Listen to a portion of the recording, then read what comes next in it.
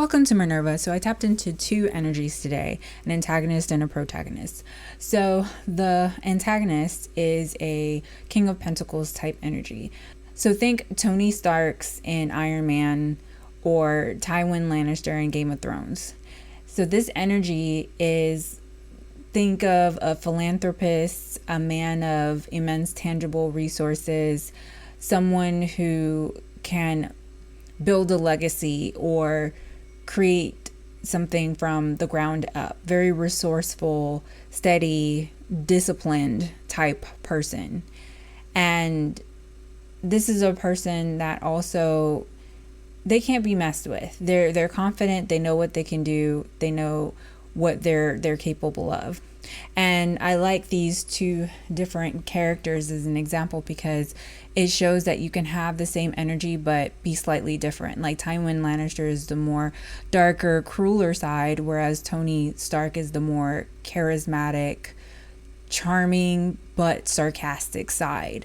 Very similar but different at the same time. The second energy is actually a mixture of the Queen of Pentacles and King of Swords.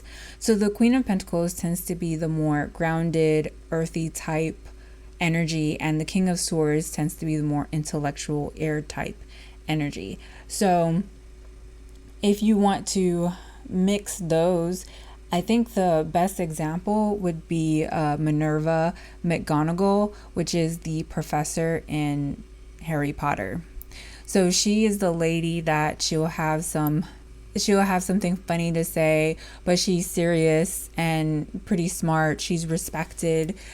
Oftentimes she's the one showing up whenever Harry Potter and or whoever else is getting in trouble, is like she is there. But she's not just completely harsh or hard, right? So she has a grounded yet softer, motherly type sense to her, if that makes any sense whatsoever. Now, when thinking of these energies, keep in mind that yes, while the King of Pentacles could be a man, it could also be a woman. And Queen of Pentacles and King of Swords mixture, again, could be in a man or it could be in a woman. So don't think that, okay, it's man versus woman or man, woman, woman, whatever. Don't specify anything. It's just energies. Now, I'm going to give them names to make it easier. So the antagonist is Tony and the protagonist is, we'll call her Minnie. So what's going on is Tony is cyberbullying Minnie. That's right. Minnie's not doing anything wrong. Minnie's just minding her own business, doing whatever she does, and on her social media, someone is cyberbullying her. Now, she does not know who it is, and she doesn't even know that it's one person cyberbullying her. She just knows she's being cyberbullied. Tony has created several fake accounts to cyberbully her, and he's doing this for the fun of this. Not because she did anything to him, she just is who she is, and he doesn't like her for it. He does not like her personality, he doesn't like the way she comes across, he just does not like her. So he feels the need to just give her a hard time. He is like the Tony Starks or Tywin Lannister type character where they don't seem like they would be cyberbullying anyone. Now, as you can tell, both characters are not like the nicest person ever, but they also don't seem like they'll have the time or energy to waste on cyberbullying anyone, especially since they probably have better things to do, right? Now, Minnie, as you can see with her personality, if you watched Harry Potter, isn't the funnest, charismatic, warm person to be around. So it's not like she has a personality that everyone can love. She's a little intimidating, a little scary at times, but not a terrible person. So it's not hard to see why some people may be like, I don't really care for her that much. But again, she's not a terrible person. So this is just a matter of, I don't like her personality, let me give her a hard time.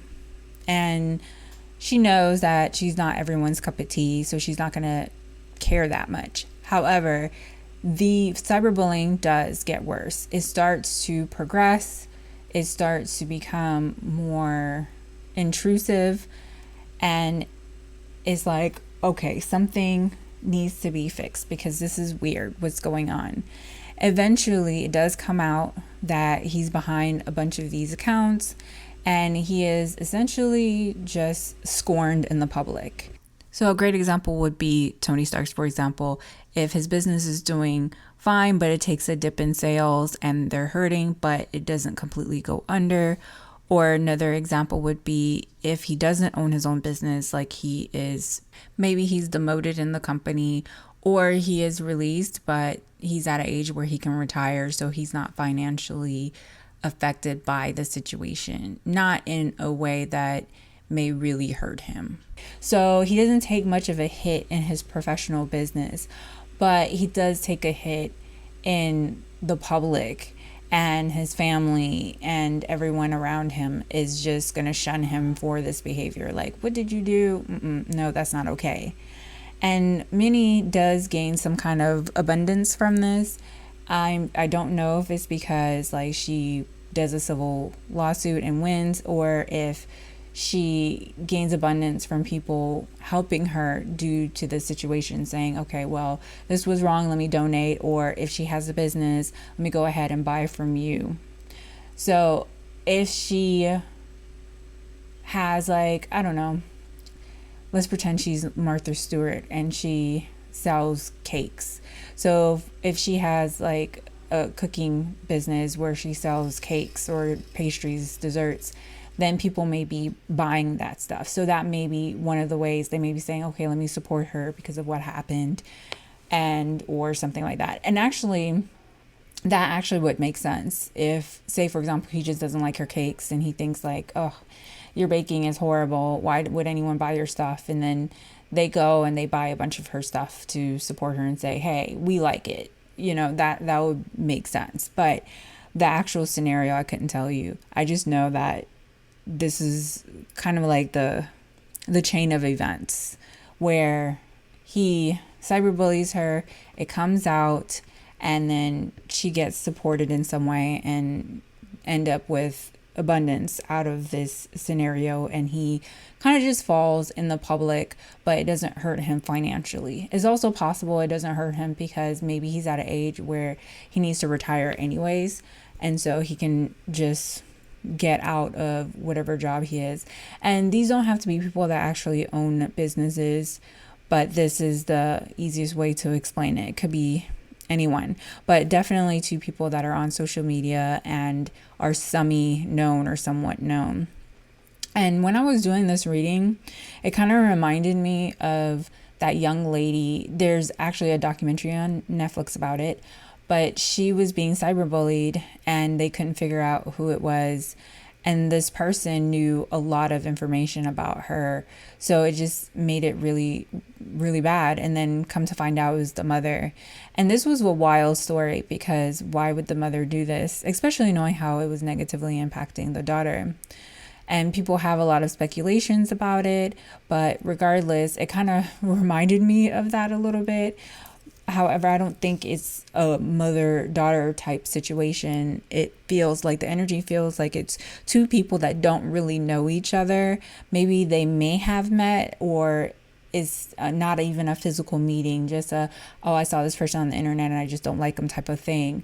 They don't really know each other. There is not a family type circumstance, and if it's family, then they may not even know they're related type thing, or like maybe a cousin that met their other cousin and they don't really know that cousin that well, and they're like, oh, I don't like her, let me just go ahead and cyberbully her or something like that, right? It's not two people that really know each other, so it takes a while to figure out who it is, because it's not like with the mother-daughter where the information is really personal and the daughter's like, who could this be? It could, maybe it's so-and-so and blah, blah, that I know because this stuff is really personal. Everyone should know this type of thing.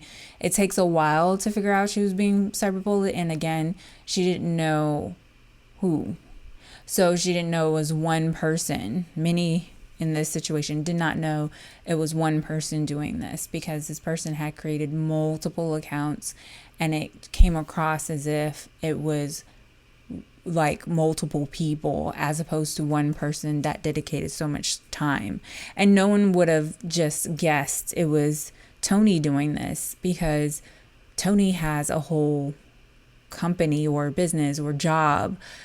They may even have a family. And it's like, how do you have time to do this when you have so many things going on in your life? You shouldn't have the time. But they somehow made the time to do this, which is what's odd.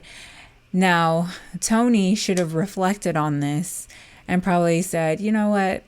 This is not worth my time. Let me not do this to someone. But they did anyways, because they enjoyed it. They took a lot of pleasure in doing this to this person.